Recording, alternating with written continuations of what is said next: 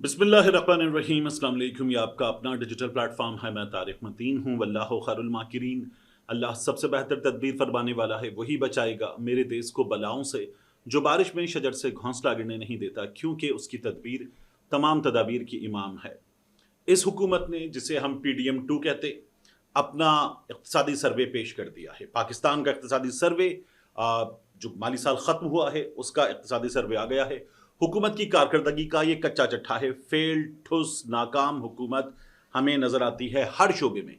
जहाँ जहाँ आप देखिए, आपको ये हुकूमत नाकाम नज़र आएगी। कैसे? मैं तमाम नंबर्स आपके साथ शेयर कर लेता हूँ कि हमें सूरत हाल नज़र क्या आ रही है इस हुकूमत की। फिर इसके बाद सुहेल वड़ाइच साहब की हमें बात करनी है। सुहेल वड़ाइच साहब जो हैं, वो कामरान शाहिद के प्रोग्राम में मौजूद थे। ईद का शो था, 6 मेहमान, और वहाँ सुहेल वड़ाइच साहब जो बैठे हुए थे, उनके साथ बहुत बुरी हुई है। इसकी भी बात करेंगे। मुजीबुर रहमान शामी साहब, मलिक अहमद खान साहब, ये लोग जिस तरह से मुंह पे हाथ रख के हंस रहे थे, ताली मार के हंस रहे थे, इसकी बात मैं करूंगा।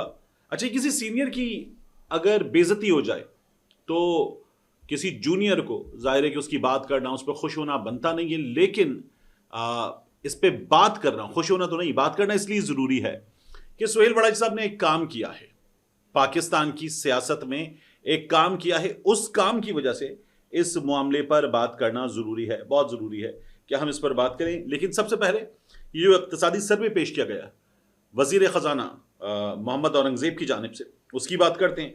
उसमें जो समझ लीजिए कि 7 अहम तरीन पॉइंट्स हैं, वो मैं आपके सामने रख देता हूँ। पहले वो कहते हैं कि GDP में नमू क्या हुई है, क्या बढ़ा है।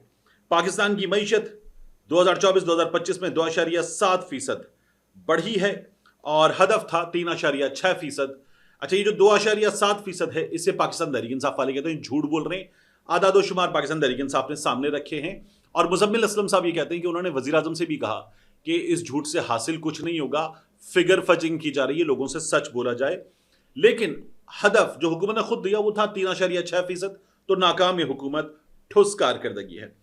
करंट अकाउंट बैलेंस, तो जो करंट अकाउंट बैलेंस है, जनवरी ता अप्रैल 1.9 अरब रिकॉर्ड शुदा सरप्लस आया, जो पिछले साल के 200 मिलियन खसारे की वाज़ेह तकसीम है। ये हुकूमत की जानिब से दावा किया जा रहा है। मॉनेटरी पॉलिसी और रेट, अब इसमें हुकूमत ये कहती है कि आज जो रेट है वो आ गया है 1000 बेसिस पॉइंट्स की कमी के बाद 11% पर। यह पहले 22% पर था, हुकूमत ये बताती है। तो 22% पर लेकर कौन गया था? 22% पर यही लोग लेकर गए थे जिन्होंने कहा था इमरान खान ने मईशत तबाह कर दी है। यही लोग 22% पर लेकर गए थे। महंगाई बहुत नीचे थी, ये लोग 38% तक लेकर गए थे। अब कहते हैं बहुत कम कर दी है। तो 38% तक महंगाई ले जाने का, अवाम की ऐसी की तैसी करने का कारनामा किन्होंने अंजाम दिया था? इन्होंने अंजाम दिया था। अब भी अगर महंगाई 5% के आसपास है तो इमरान खान के दिनों से कहीं ज्यादा ऊपर गई है महंगाई। और आपने जो कम की है वो अपने 1 साल के मुकाबले में कम की है। तो वो महंगाई आपने ही बढ़ाई थी, और अगर कम की है तो भी आप 4.7% उसमें ऊपर जा चुके हैं। तो कीमतें तो टिका के बढ़ी हैं। क्या क्या बढ़ा है ये भी अभी मैं आपके सामने रख देता हूं। फिर प्रोग्राम, IMF का प्रोग्राम, इस्लाहात वगैरह, तो वही कहते हैं रुपए को इस्तेहकाम मिला। रुपया था 178 रुपए इमरान खान साहब के दिनों में। इसाक डार साहब ने जब कहा ना मैं जहाज पे बैठा तभी सिस्टम चलना शुरू हो गया, रुपया नीचे आया। इसाक डार के दिनों में 300 प्लस तक चला गया था डॉलर। फिर उसके बाद इस वक्त भी 280, 281, ये आपको जब आप गूगल करते हैं तो रेट मिलता है, जब आप मार्केट में जाते हैं तो आपको रेट इससे ज्यादा मिलता है। फिर उसके बाद ये कहते हैं फसलों की तरक्की, सनत और खिदमात ऐसी की तैसी कर दी है किसान की। झूठ बोल रहे हैं, किसान अलामती जनाजे उठा रहा है, हुकूमत झूठ बोल रही है। और फिर ये कहते हैं कि खिदमात के शोबे में मजमूई इक़्तिसादी तवाज़ुन फराहम किया। पिछले सर्वे में हमने ऐसा बताया था। अब अफरात-ए-ज़र, माली खसारा, रेवेन्यू, महंगाई की शरह 4.6%, माली खसारा 2.6%, 3 तिमाहियों में रेवेन्यू 13.37%, ये हुकूमत कहती है। फिर हुकूमत कहती है कुछ हमारे मीडियम टर्म गोल्स हैं, और हुकूमत उसके हवाले से बताती है कि अगले बरस 4.2%, आप 3.6% हदफ हासिल नहीं कर सके। अगले बरस आप कहते हैं हम लेकर जाएंगे 4.2%। इसाक डार मशहूर हैं फिगर फजिंग के लिए। अब औरंगजेब साहब हैं, आप फिगर फजिंग करके लेके जा सकते हैं। इकॉनमी बेहतर कब होती है? मुल्क किसके लिए होता है? मुल्क अवाम के लिए होता है। हुकूमत किसके लिए होती है? सिस्टम किसके लिए होता है? कवानीन, इस्लाहात, प्रोग्राम्स किसके लिए होते हैं? अवाम के लिए। क्या अवाम की हालत बेहतर हुई है? नहीं हुई। ऐसी की तैसी करके रख दी है इस हुकूमत ने अवाम की। और जो टैक्स कलेक्शन का मामला है उसके हवाले से भी मैं अभी आपके सामने तमाम सूरत हाल रख दी। तो ये जो कह रहे हैं ना टैक्स हमने ज्यादा कलेक्ट किया, कितना बड़ा झूठ है हुकूमत की तरफ से, ये भी मैं आपको अभी बता देता हूं। अब जो हुकूमत के दावे हैं उनमें सबसे पहले बात टैक्स की। देखिए, जो रमा माली साल के पहले 9 महीनों के हुकूमत ने आदादो शुमार दिए, उसमें तनख्वाहदारों ने 391 अरब रुपए टैक्स अदा किया, रिटेलर्स ने 26 अरब रुपए, ताजिरों ने 26 अरब रुपए टैक्स अदा किया, तनख्वाहदार तबका रहा 1420%, 1000 तकरीबन 1500% ऊपर रहा। फिर 10 महीनों के नंबर जब हुकूमत ने दिए तो हमें यह पता चला कि तनख्वाहदार तबका 391 से बढ़कर आ गया 430 अरब पे। बरामद कुनिंदगान और रिटेलर्स मजमूई तौर पर ये आ गए 100 अरब रुपए पर। अब इसमें बरामद कुनिंदगान भी शामिल कर लिए गए।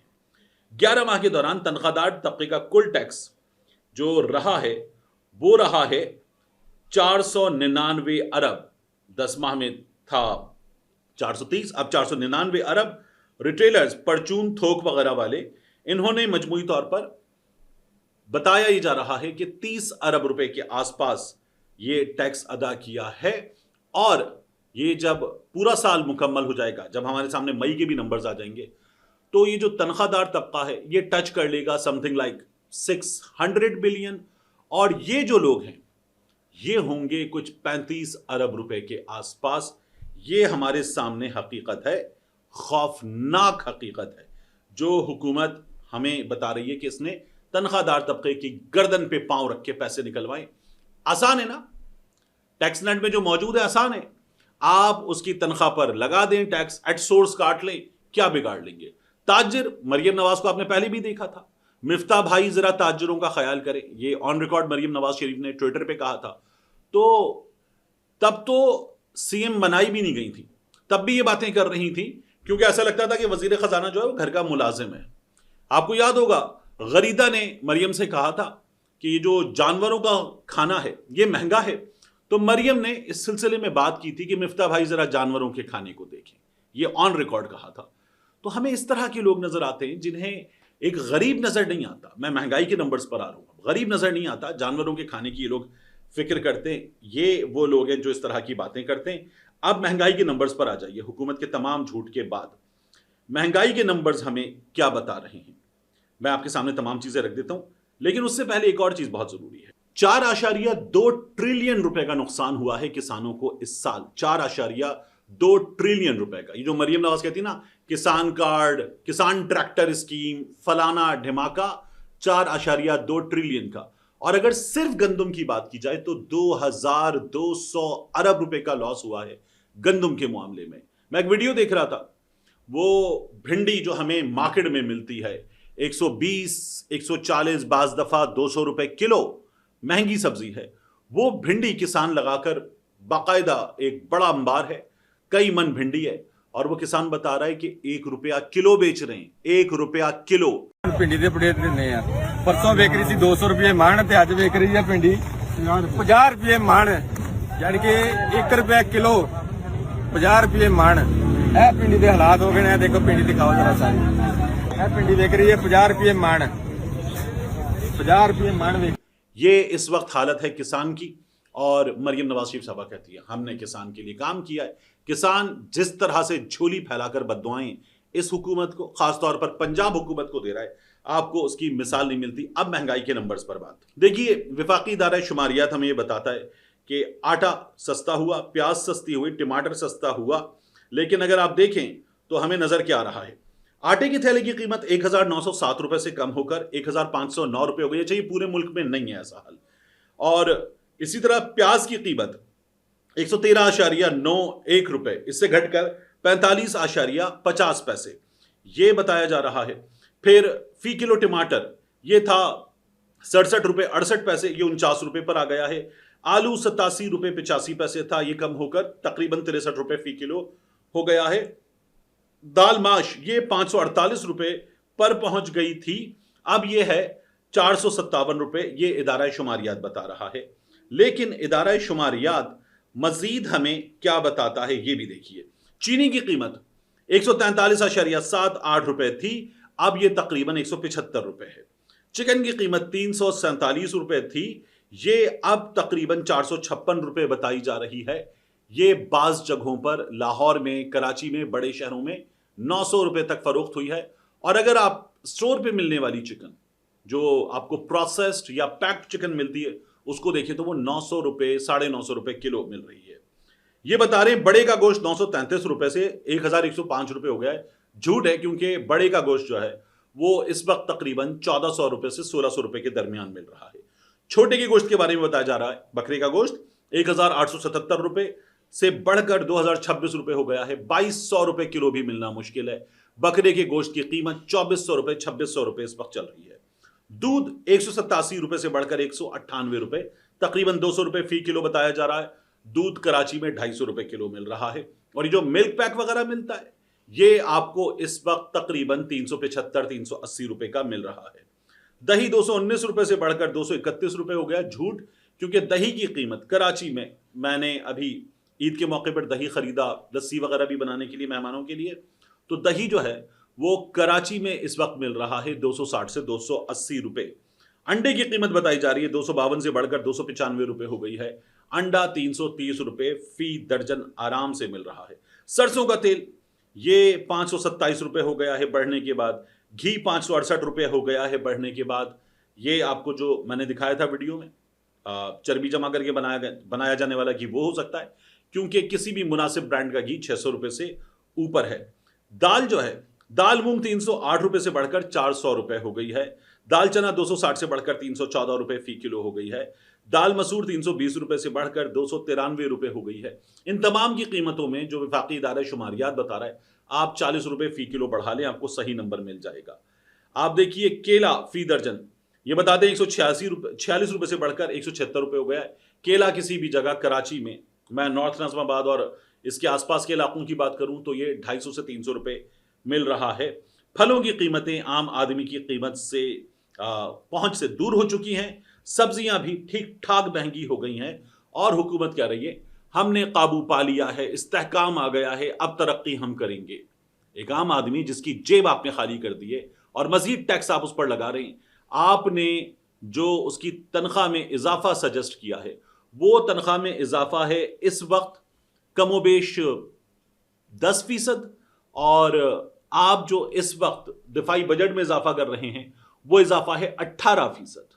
उसके बाद आपको अगर सूरत हाल जाननी है कि एक आम आदमी के साथ क्या हुआ है, तो ये जो बकरा ईद अभी गुजरी है और अभी हम इसके तीसरे दिन में है, इस बकरा ईद पर कराची में, जहां सबसे ज्यादा जानवर पूरे मुल्क में फरोख्त होते हैं, 30% कम जानवर फरोख्त हुआ है। 30% कम। ये इस हुकूमत के दावों की कलई खोलने के लिए काफी है। ऐसी की तैसी होकर रह गई है आम आदमी की। वो जो बड़ा सेट आपको मिलता है ना, हुकूमत के बड़े या हुकूमत के दोस्तों के कुछ लोग जब ये कहते हैं इस्तेहकाम आ गया, तो वो बड़ा सेठ जो टीवी पर आकर बीपर देता है, कहता है हाँ आ गया, वो बड़ा सेठ कितना मजबूर है इसका अंदाजा आपको हो जाता है। इन तमाम नंबर्स को देखने के बाद झूठ बोला जा रहा है। अब बात सुहेल बड़ाइच साहब की। सुहेल बड़ाइच साहब के साथ क्या हुआ? कामरान शाहिद साहब का प्रोग्राम था, वहां पर मेहमानों में फिजा अली साहिबा मौजूद थी, इरशाद भट्टी साहब मौजूद थे, उनके साथ जवाद अहमद साहब मौजूद थे, मुजीबुर रहमान शामी साहब मौजूद थे, मलिक मोहम्मद अहमद खान साहब मौजूद थे, सुहेल बड़ाइच साहब मौजूद थे। वहां बात हो रही थी और ये सवाल हुआ कि अगर सुहेल बड़ाइच साहब वो सहाफ़ी ना होते तो क्या होते, और इसी तरह से जवाद अहमद के बारे में सवाल हुआ कि सिंगर ना होते तो क्या होते। तो फिजा अली साहिबा, जिनसे बड़ी बहस हो गई थी रियासत मदीना के मामलात पर, और ये लोग कहते नहीं जी रियासत मदीना का कॉन्सेप्ट ही ठीक नहीं, क्योंकि इमरान खान जो है वो दोगला आदमी है और ऐसे करता है वैसे करता है। ये बातें कर रहे थे बैठ के जवाद अहमद, खासतौर पे सुहेल बड़ाइच साहब उनका साथ दे रहे थे। तो तब फिजा अली साहिबा ने कहा कि अगर जवाद अहमद सिंगर ना होते तो धोबी होते, ये धोबी होते। वैसे जवाद अहमद अगर सिंगर ना होते और ये जो थोड़ा बहुत भी इन्होंने नाम बना लिया ये ना होता, तो जवाद अहमद इस वक्त जेल में होते बिजली चोरी करने पर। एक आम आदमी इस तरह से बिजली चोरी कर रहा हो जिस तरह जवाद अहमद ने की थी, तो उस आम आदमी का क्या हाल होगा। और जवाद अहमद ने जिस तरह बाकायदा तौर पर तशद्दुद किया, बिजली के महकमे के एहलकारों पर मीटर छीना, और जवाद अहमद ने जो कुछ किया, जवाद अहमद जेल में होते। अगर ये सिंगर ना होते और इन्होंने इमरान खान के खिलाफ इतनी बातें ना की होती तो ये जेल में होते। सोहेल वड़ाई साहब के हवाले से सवाल हुआ सहाफी ना होते तो क्या होते, तो फिजा अली ने कहा ये वॉशरूम में स्वीपर होते, किसी रेस्टोरेंट में या बैरून मुल्क वॉशरूम में स्वीपर होते। तो बड़े हैरान हुए कामरान शाहिद साहब की, ये क्या आपने बात कर दी, यानी अजीब सी हो गई महफिल एक लम्हे को। तो जब ये पूछा गया ये क्या बात कर दी सोहेल, तब फिजा अली ने कहा कि हाँ ठीक है, अब मैं इसका जवाब देती हूं कि मैंने सोहेल वड़ाइच के लिए बात क्यों की। उन्होंने कहा इसलिए कि ये घुस जाते हैं अदाकाराओं के वॉशरूम में। अब हमें नहीं पता वहां ये पोछा मारते हैं, टाकी मारते हैं, तपड़ी मारते हैं, पता नहीं क्या क्या क्या करते हैं, ये तो हमें नहीं पता। तो ये वॉशरूम में घुस जाते हैं अदाकाराओं के, तो इसलिए ये स्वीपर होते सोहेल वड़ाइच साहब के बारे में। मुझे ये जो कामरान शाहिद की हैरानी थी ना, ये आपने क्या बात कर दी, इस पर हैरानी हुई। वहां पर एक लम्हे को जो खामोशी हुई उस पर हैरानी हुई। फिर जब जवाब दिया तो शामी साहब तालियां मार रहे थे, हंस रहे थे, मलिक मोहम्मद अहमद खान साहब मुंह छुपा के हंस रहे थे, सोहेल वड़ाइच साहब भी हंस रहे थे। लेकिन इन सहाफियों को, इन लोगों को अजीब नहीं लगता जब आप मुल्क के सबसे बड़े लीडर को कहते हैं डोंकी किंग? इन लोगों को अजीब नहीं लगता जब आप उसको ये बताते हैं कि तुम भले मकबूल हो, तुम्हें भले वोट मिल जाए, तुम्हारी कबूलियत नहीं है? तो एस्टैब्लिशमेंट का तो काम ही नहीं है कि सियासत में कबूलियत के फैसले करेगी। तब इन लोगों को अजीब नहीं लगता जब ये बाकायदा तौर पर किसी और का जो पूरा का पूरा नैरेटिव है उसको यहां बेचने आ जाते हैं, तब इन लोगों को अजीब नहीं लगता। यही सोहेल वड़ाई साहब जो हैं वो बुशरा बीबी से ऑन रिकॉर्ड माफी मांग चुके हैं, उन्हें जादूगरनी और इस तरह की बातें करने पर बाकायदा तौर पर माफी मांग चुके हैं। अब बैठकर आप, जब एक बंदा मुश्किल में है और इस वक्त जेल में है, तो ये तमाम बातें कर रहे हैं और आगे बढ़ बढ़ के बातें कर रहे हैं, और आप ये कह रहे हैं कि शहबाज शरीफ बुलबुल है, आसिम मुनीर साहब फूल हैं, बुलबुल ने फूल की कदर कर ली है, इमरान खान कांटा है। जब नवाज शरीफ जेल में था ना करप्शन के मुकदमात पे, तो आप कहते थे वो जेल में मर जाएगा, वो जेल में मर गया तो क्या होगा, उसको जेल में क्यों डाला हुआ है। और इमरान खान के मामले में आप और आप जैसे दीगर लोग ये बता रहे होते हैं कि बाहर नहीं आएगा जेल से, ये जेल से बाहर नहीं आएगा, ये जेल से बाहर आना चाहता है तो फिर ये कुछ कंप्रोमाइज कर ले। ये हमारे इन सहाफियों का हाल है, इसलिए इनके साथ जो हुआ है वो कहते हैं ना ठीक हुआ है। मिलते हैं इंशाल्लाह आपसे अगली वीडियो में।